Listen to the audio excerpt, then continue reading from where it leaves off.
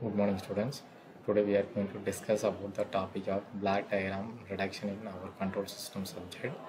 Uh, Actually, we all know that the control system it contains the number of components that are connected together. Each component it performs some specific functions. Okay. So all the functions that are pictorially it is represented with the concept of blocks. The connection of the block it is called as a block diagram. The elements of the block diagrams are first thing it is block, and the second one is branch point, and third one is summing point. Block point means here the block it contains some functions that may be a mathematical operation. Usually we all know that the transfer function usually entered at this block. Next, this transfer function it performs some mathematical operation connected with the inputs. The inputs indicates the flow of the signal, and that can be indicated with the arrows, and output of the signal also indicated with the direction that will be given to the next block. And branch point means where a point it is taken subdivision of the input, and it will be given to the next block. Third one is summing point. Summing point means here the input signals that are added or subtracted with the input signals. Before going to the example, we have some rules for block diagram reduction. The first rule it is given as a combining the blocks in cascade. Cascade means serially two blocks that are connected. Here we have two blocks have a gain of G1 and G2. When we are combining this block to as a single block, the transfer function is G1 into G2. The input is same to the previous one A. The output it will be A G1 G2. Next, the second rule, combining the parallel blocks. When the blocks are connected in a parallel manner, it can be simplified as with the summing point. Here the two signals that are added together G1 plus G2. Again the input is same A. By multiplying A into G1 plus G2, the output it will be A into G1 plus G2. So the output it will be similar to the your previous block given in the diagram. Next, the rule 3, moving the branch point ahead of the block. When we are shifting the branch point ahead of the block, the transfer function given in the previous diagram, that is divided with respect to, that means reciprocal of the previous transfer function, so that only here we are getting the same output from the previous diagram. Next, rule 4. Here we have the rule 4, it is moving the branch point before the block.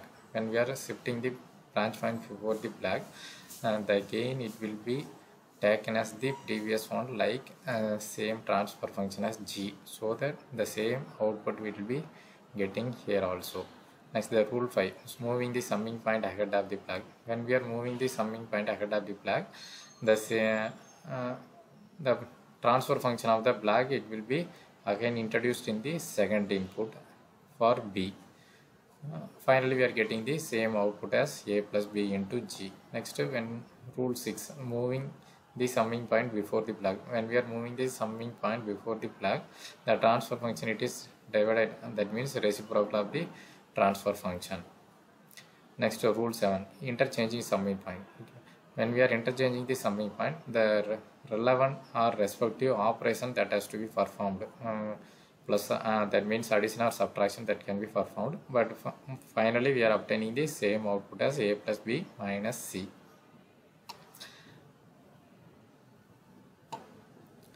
Let me go for one example. The example diagram it is given. First, in the step 1, move the branch point after the block. The arrow indicates the step 1. Here the G3 transfer function that is moved after the block. When it is moved to after the block, it is introduced as a the G1. Here in the block, here we have G1 that is introduced as a 1 by G1. Next, in the step 2, we are eliminating the feedback blocks in cascade. So cascade now we all know that it is multiplied, the both transfer function it is multiplied as 1 by G1 into G3. After that, in step 3, combining the parallel blocks. Okay, combining the parallel blocks means here we have a negative feedback system, so that the transfer function for this system is 1 plus g of s divided by 1 plus g1 g of s into h of s. Okay, by combining this, the negative feedback means in the denominator we are having the positive response, so that by combining, finally we are getting the equation as g1 by 1 plus g1 into h.